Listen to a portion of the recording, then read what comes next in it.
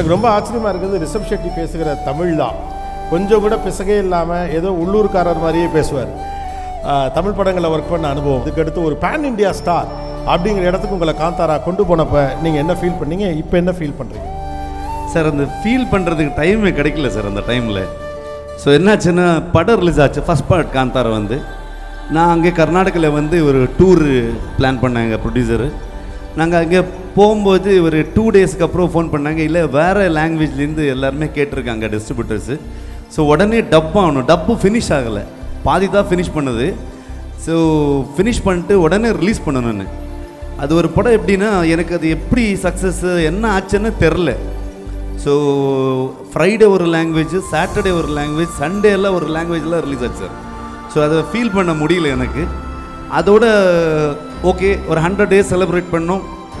அதுக்கப்புறம் உடனே இன்னொரு பார்ட்டை நம்ம ஸ்டார்ட் பண்ணலான்னு யோசித்தேன்.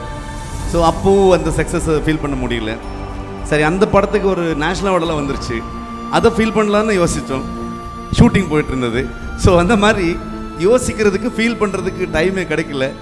ஸோ இப்போ தான் சாப்டர் 1 ஃபினிஷ் பண்ணிவிட்டு இப்போ தான் நிம்மதியாக வீட்டுக்கு போயிட்டு கொஞ்சம் எல்லாம் உடம்பெல்லாம் பார்த்துக்கிட்டு இப்போ தான் கொஞ்சம் ரிலாக்ஸ் பண்ணிகிட்டு இருக்கு சார். அவ்வளோதான்.